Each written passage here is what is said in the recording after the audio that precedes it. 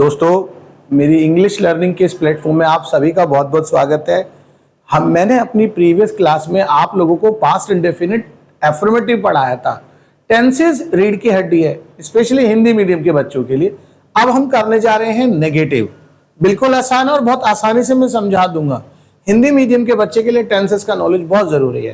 Past indefinite tense दोस्तों, हम आ गए इसके नेगेटिव पे। आप लोगों को क्या नया है, देखो आपको नया पता लगेगा।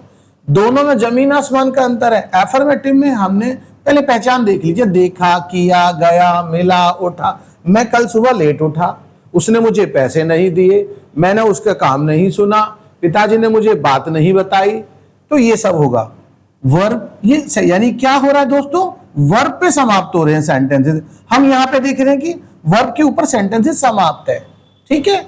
डिड नॉट, एक बात बड़ी इंटरेस्टिंग आप समझना पास्ट इंडेफिनिट टेंस के बारे में, कि अगर डिड आएगा तो वर्ब की फर्स्ट फॉर्म आएगी। अगर ये वाक्य में लगा हुआ है तो ये कहता है कि भाई अगर मैं आऊंगा तो फर्स्ट फॉर्म आएगी, ये बोलता है। तो डिड नॉट आ रहा है सिंगुलर प्लूरल दोनों के साथ ही, यानी he, she, it, name, this, that, I, you, we, they, these, those, जो भी है इन सब के साथ आपको डिड नॉट लगाना है। वर्ब की फर्स्ट फॉर्म का प्रयोग करें दोस्तों।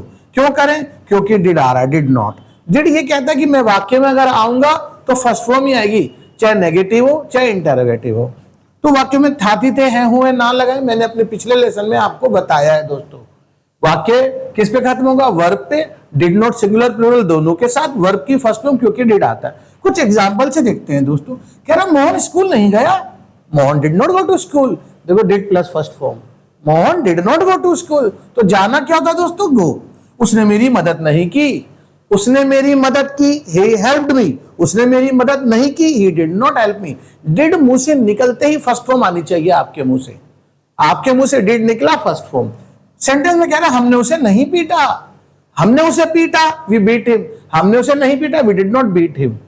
वे वापस नहीं आए, they did not return। देखो डिड आया तो वर्ब की हम फर्स्ट फॉर्म लगा रहे हैं। बड़ा आसान लेसन है। लेकिन एक बात सभी लर्नर्स को मैं कहना चाहता हूं, जितने ज्यादा एग्जाम्पल्स आप बनाएंगे आप उतना अच्छा सीखेंगे। रूल तो 2-3 लाइन का ही है, rule is not big at all. Important आप सेंटेंस कितने ज्यादा बना सकते हैं। आप बनाइए देखा पे, क्या पे, मिला पे, और याद रखिए डिड नॉट फर्स्ट फॉर्म लगाइए। अपने खुद के सेंटेंसेस जरूर बनाएंगे आप, उतना आपको समझ में आएगा। आपने बोला मैंने उसे कहानी नहीं सुनाई, तो क्या हो जाएगा? I did not tell him story. ये हो जाएगा I did not tell him story. ये सेंटेंस बन गया। आपने बोला मां ने मुझे खाना नहीं दिया, मदर डिड नॉट सर्व। देना, खाने देने के लिए सर्व लगता है, सर्व मी फूड। अब नोट करो क्या लगा रहा हूं, डिड लग रहा है तो मैं फर्स्ट फॉर्म लगा रहा हूं।